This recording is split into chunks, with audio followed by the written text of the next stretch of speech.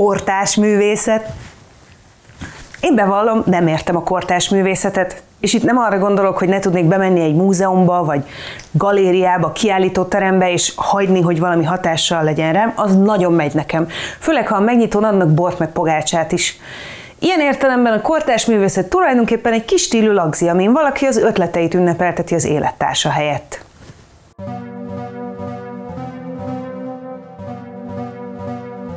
This constant narrative about how important the arts is because it contributes economic benefits.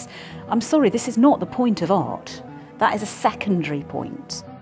There was a reason why samizdat was so important, for example, in Soviet Union as a second culture. And with my colleagues, we even try to lower the technical aspect, even use more simple methods. I don't think art is a feather in the cap. I think it is a fundamental social good where everyone has the right to culture. It's not just Stravinsky or Beethoven. We all own it.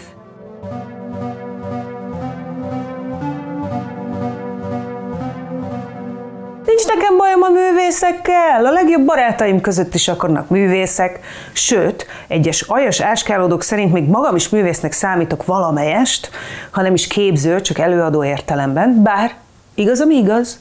15 éve engem is kiállítottak Párizsban, de akkor se értettem, mit keresek ott, vagy hát tulajdonképpen mit keresett ott bárki más is, de térjünk vissza a lényegre. Én igazából azt nem értem, hogy valójában mi alapján dől el valami művészete, és hogy a művészet értékese. Hogy ki az, aki a maga műalkotásával képviselhet egy intézményt, egy nemzetet, egy népet akár, és mások, akik erre nem kapnak lehetőséget, ők miért nem?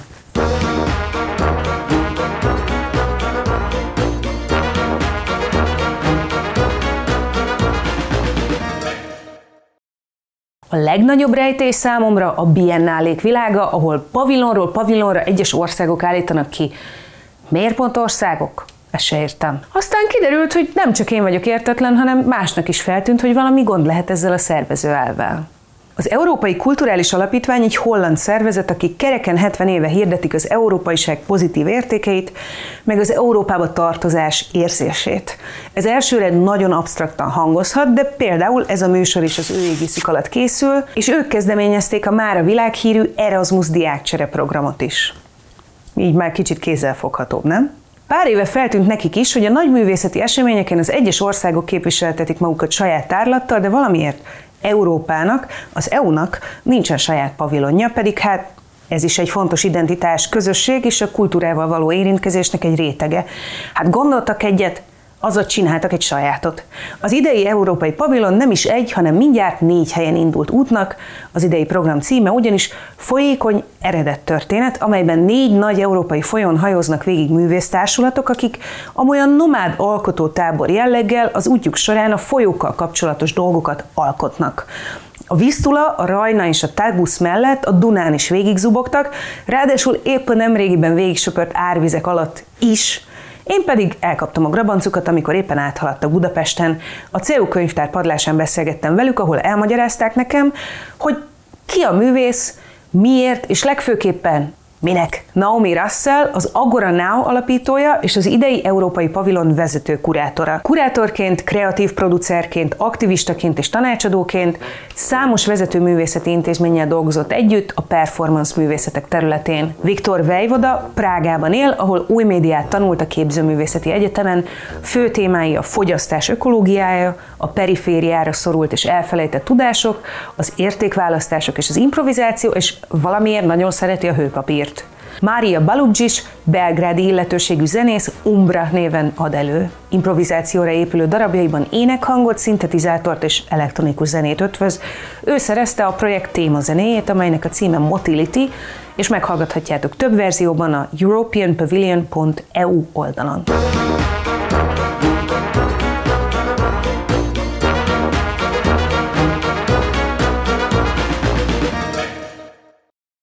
Hi, welcome and thanks for taking the time passing through Budapest. But let me start with you, Naomi, the curator, because you are a serial enabler of artists doing stuff that is not necessarily self-explanatory. So please tell me about what artists have to do with imagining futures This is sort of part of, this is basically your profile. You focus on visions for a future, transformations. What the hell do artists have to do with that? Aren't artists just like a feather in our hat who make life a little bit prettier? Well, some people might like that narrative.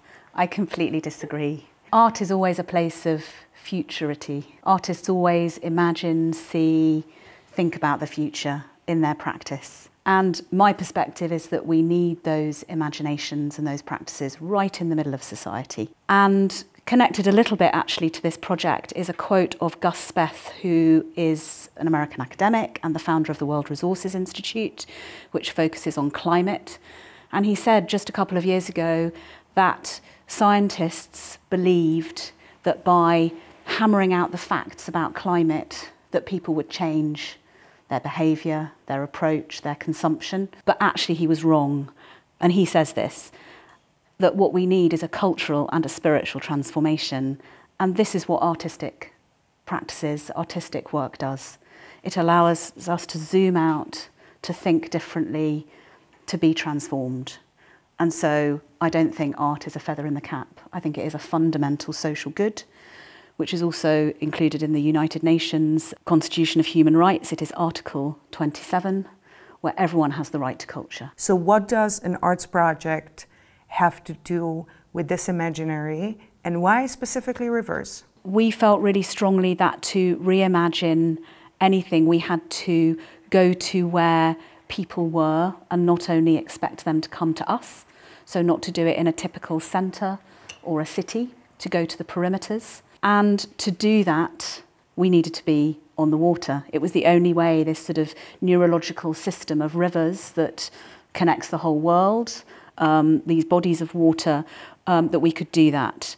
And furthermore, of course, to step onto water, to be in nature, or in some cases to be on water in man-made nature, which is going to be the Rhine journey, it meant we had to step into a space of unknowing, an uncertain space. So to step into a space of unknowing, to step into a space of complexity and allow ourselves to think and feel together within that space was really important.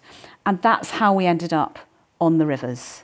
There is still this weird distance between the everyday practices of culture and big institutional culture, which are held up as like the pinnacle, which is what the opera house and the museums, which, let's be honest, a very small fraction of the population actually get to enjoy. Independent culture is much more vulnerable. My understanding, and correct me, Maria, if I'm wrong, but at least in my impression, the type of arts and culture that people do engage with most closely on a daily basis is music.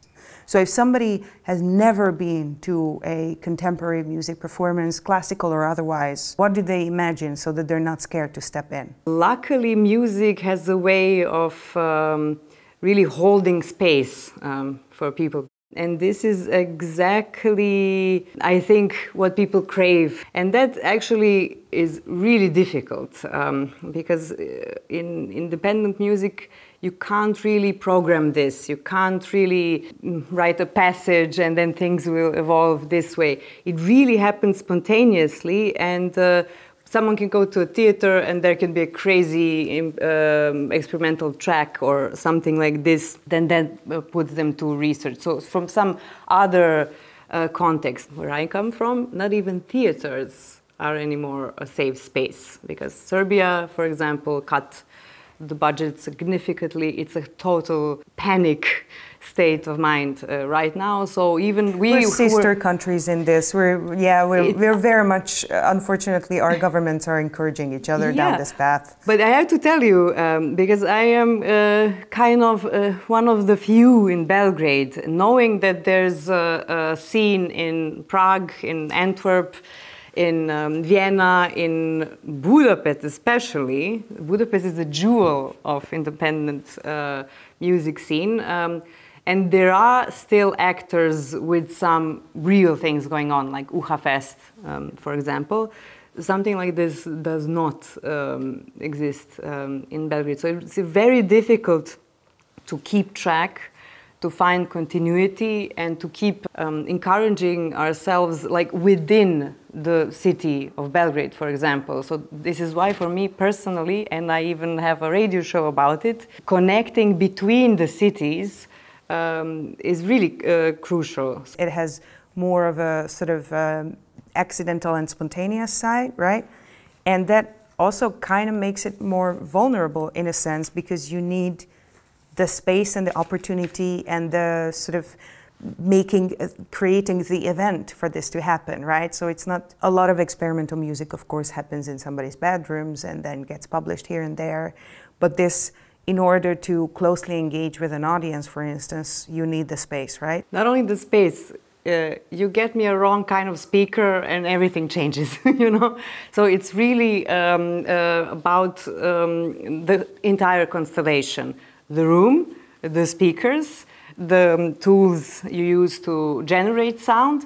And I think what is maybe the most interesting thing in this contact with the audience, unlike strictly pop music or classical music locked in its form and dramaturgy, here it really depends, wait a second, what did I hear now? Ah, they react to this, okay, maybe I tell more of this. So it's really structuring, so people receiving this music, I think they know, I think they feel that they are contributing to this exchange and to this structuring, which makes this music, I don't know, for me even more special. But this is also really important in terms of what you said about how these well-funded opera houses, theatres, institutional structures are so out of reach and so separate from the vast majority of the population. And if we, as artists, as cultural workers, or indeed as institutions, really believe that art matters, how do we create this more porous space where people can step in, they can encounter, they can have an opinion, they can interact in some way? I think simply because this academic and institutional structure of what we now sometimes term still as the high arts or the fine arts comes from an elite concept of culture where the plebs is not supposed to engage with this or not supposed to access this. They are expected to know this, and if they don't, then that kind of defines their class station. But let's just talk a little bit about self-publishing, which basically that's what we're doing here as well. It's a glorified form of samizdat in a sense. I think all of us, as members of society, we need something which is called and known. And immediately in my brain was running experiments of my art collective Kolchos and Trojan Tactics with establishing some kind of these platforms. And even for established institution, it can be, for example, the Museum Cafe or some place where there are more reasons than one to come, visit, meet, sit together and somehow like process in more down-to-earth way. And something this third space logic is connected with self-publishing. There was a reason why samizdat was so important, for example, in Soviet Union as a second culture. For me, it's always interesting in my practice that samizdat is as important now as was important. And with my colleagues, we even try to lower the technical aspect, even use more simple methods. And somehow by making things simple, and I think I answer many of our questions more simple, more down to earth, things become more clear and even easier for us. I mean, heat paper is the worst medium, isn't it? It just disappears in a little bit of time. It's full of BPA. It has a funny touch. We are using thermal paper for publishing. I even brought some samples printed on thermal paper. Mm-hmm. The formula is changing. There is no more BPA anymore. And these days, if you buy this paper, you get guarantee between 7 to 10 years of stability if it's stored in dark. And in a way, I find even big poetics inside of publication which will disappear because it's big motivation for a reader to read it, share it, until it's gone. And how people get to engage with culture even if they don't come through institutions of culture, because the classic path is that you go to an art school, whatever, then you go to an arts university and then you're officially an artist and that's what you do and you're entitled to art, whereas everybody else is doing accounting and whatever. Is the artist who comes through this academic path, this institutional path, really entitled to more than everybody else? How do we see art as a vocation meeting with everybody else in this space? In the last 30 to 40 years, as there's been this hand of instrumentalising and extraction, also in the cultural sector, the way you're expected to report, the way everything has to be defined, what are you contributing, how are you constantly useful, economically useful? Yeah. This constant narrative about how important the arts is because it contributes economic benefits. I'm sorry, this is not the point of art. This is not the point of art. That is a secondary point. And this has influenced as well how artists experiment or don't, create, produce, tour, and start the whole thing again. It's a sort of conveyor belt, like a supermarket. And products that people are expected to make are also meant to be based on their previous success. But this is how programmers, including of important festivals and institutions that say they are artist-led and say they are interested in the new, are still conditioned or forced, perhaps, to think about things. And what this does for the artist is it prevents them taking these risks, even if they have the money to. And of course, many, many, many don't, because the money follows products, whether it's subsidies, whether it's co-production, whether it's other forms of funders resource. like to give money where money already is present, right? There is a saying in Dutch, maak het concreet, make it concrete. What's it going to do? And so this idea of process and testing and opening up space, which I also believe would be better for the audience, to be players in the process of making and to understand the process of making better, it just doesn't really exist. And it's a huge hindrance everywhere. And it never is it more a hindrance, and this has been amplified since the pandemic, for independent artists. And it's independent artists, like other forms of activism, who actually build the commons in public space, who build relation, which is also, I think, what Victor was talking about when he says, it doesn't matter if it's only a few or they tear it up and give it to people. This is about how we value the exchange between one another. And this is what we now need in order to build a better society and in order for shifts to happen. And there's no room for it. There's no time and space for anybody to think in this way. I very much relate to this. We hear this all the time in cultural publishing. Why don't you make a revenue? If you don't make a revenue, don't realize a profit. Where is your place? How many millions of people are reading you? And if just the process of meaning making doesn't seem to be enough. My experience, let's say, because I went through music school as a kid and then music high school and music university.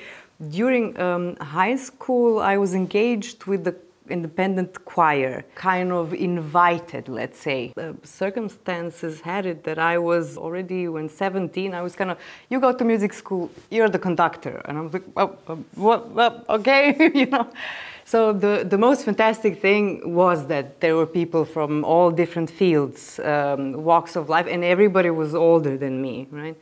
So this is where I maybe learned more about music than from the music school. My strategy is to kind of empower people so that they feel, kids in school, informal, formal, it doesn't matter, that it's not just Stravinsky or Beethoven. We all own it.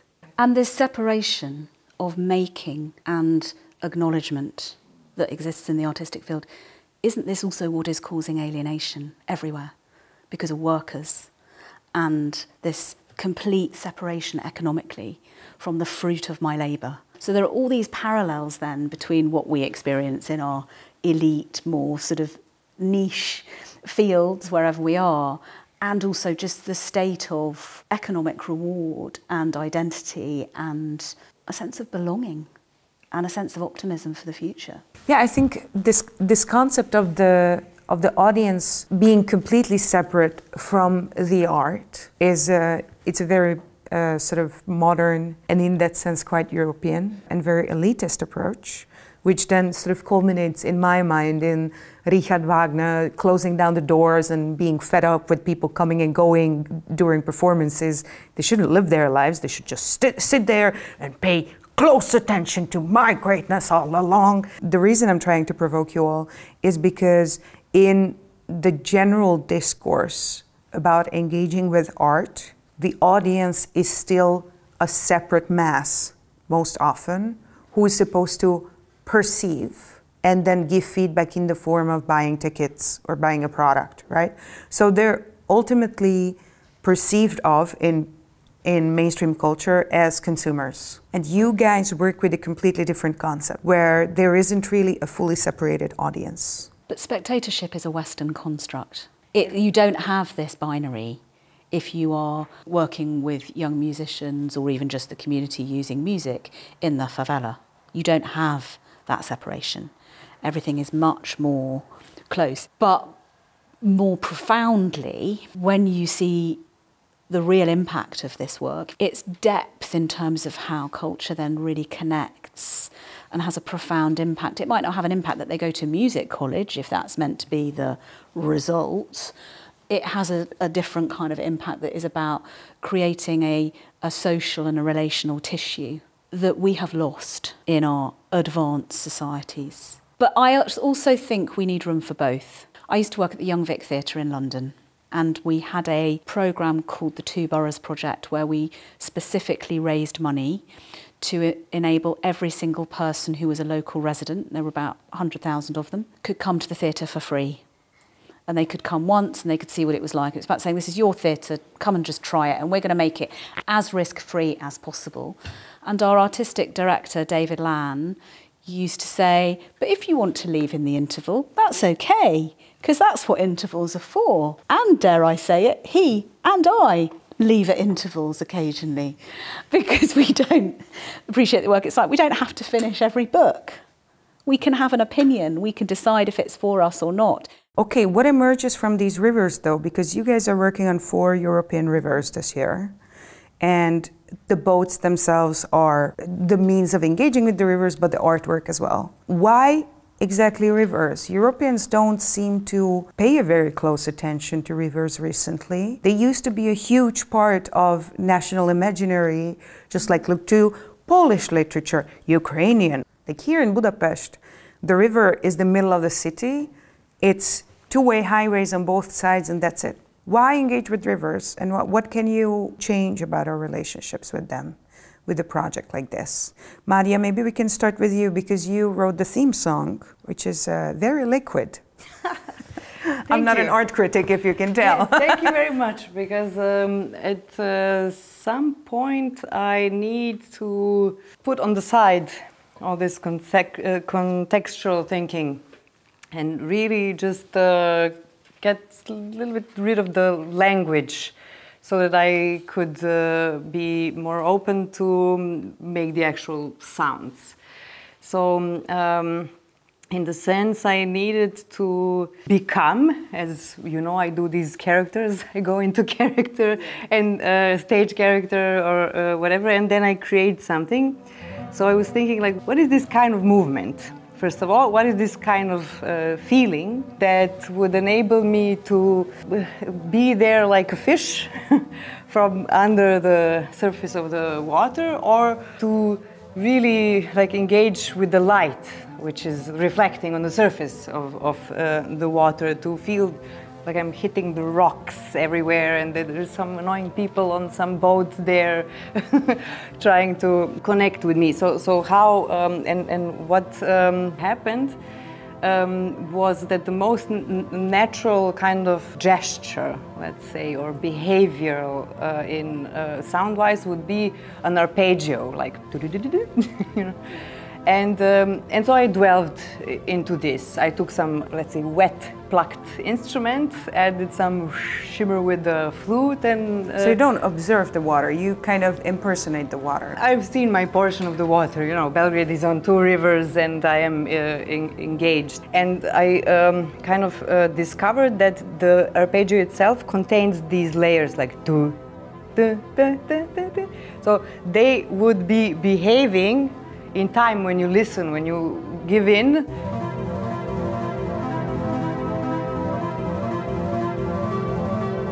I think that's for me the river, lake, sea. It's really making for us things clear, because you see left, right, something open, and in the same time it's a great filter. So my trip, the sailing, is still waiting. I done recently some experiments. How is it to live on coast? How to try publish while free wild camping. I think it's great filter, because whatever you manage to do while you still managing surviving on river, on sea, it's already filtered, because it's actually very hard after all day of physical work and mental work to keep the trip, keep the boat, do something. And most probably in my imagination, you left with pencil and paper to make a few notes, and then maybe a source out of them after the trip is done. But somehow about this temporality and ephemerality, I'm really looking forward for this limited situation. I think it's always crystallized us. But it's sort of a withdrawal, or I wouldn't necessarily go to a cleansing, but somewhere along those lines, right? So you are sort of stepping out of a civilizational sort of norm and looking for something else. I always remind myself it's still living in civilization. It's just slightly less comfortable or less routine. I want to come back to the idea of solutions. You guys use this in the sort of manifesto of the pavilion. And when we talk about solutions, in everyday discourse, solutions are like this engineering type of like, right now, give me a product, make it work right now. What kind of solutions, or what are artistic solutions that you guys are looking for? How do we imagine an artistic solution? These boats are going to be home to 32 artists over the course of the next 2 months. And those artists represent many different disciplines: publishing, choreography, sound, architecture, etc. And they will be exchanging and researching their practices. Performances, end results may get made, but that is not required. These are not production residencies. We imagine some of the crews will create things collectively, whatever that is, what sort of assemblages might emerge, and this will all be shown at the festival at the end in Lisbon. We think, and we talked a little bit about this at the curatorial residency that we had back in April when we selected the artists. We were thinking about, can we emerge from this journey with tools for joyful living and survival? And I think that a really important thing that we also hope will happen is that it gives you this enrichment and fuel to be able to act and to be able to become in the world. And as I was preparing for this interview, I went back to Ursula Le Guin. There were 3 texts, not Ursula Le Guin actually. There was a Chantal Mouffe text, Paul Preciado and Donna Haraway that we drew on when we were creating our curatorial concept. And she wrote after the American elections in 2016 this piece, drawing on Lao Tzu's text, The Way of Water. And actually the American election is going to be 2 days before our Lisbon festival. So who knows how we will respond to that in November. But she talked about how we have a choice to act and not to react, to break the paralysis of fear and this vicious circle of aggression, to be able to go forward onward. And that's, of course, what water does. And in our curatorial proposal, we also talked a lot about monsters and about ruins and about the trauma that is carried, not only colonial, but in individual people's lives. That's, I think, where these rivers, this interconnectivity really comes in. And, of course, they all then flow to the sea. And that is the great Imaginarium. I will be supportingly watching over you guys from home with my feet in a basin of warm water. Thank you so much for coming and for the conversation.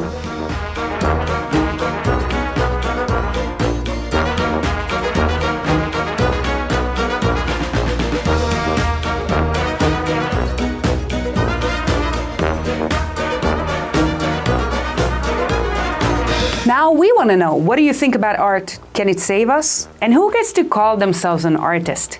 Let us know what you think in the comments below, and I may just choreograph an interpretative dance performance of the top comment. And while you're rummaging down there, give us a like and subscribe to our channel. This talk show is presented by Eurozine, and if you haven't heard of it, you should check it out right now, because this online magazine trades in a scarcity item, and that's insight. Using publishes thoughtful long-form articles from more than 100 partner journals across dozens of European languages, and you have access to it all for free. Display Europe is the force behind this project. It is one of the only content-sharing platforms that offers you articles, podcasts, and videos about European politics and culture in 15 different languages. And yes, they don't even abuse your user data. I know it's unbelievable, but it's true. Go check them out at displayeurope.eu. This program is co-funded by the Creative Europe program of the European Union and the European Cultural Foundation. Importantly, the views and opinions expressed here are those of the speakers and the authors only, and they do not necessarily reflect those of the European Union or the European Education and Culture Executive Agency. Neither the EU nor the EACA can be held responsible for them. Not that we would mind them taking advice from us.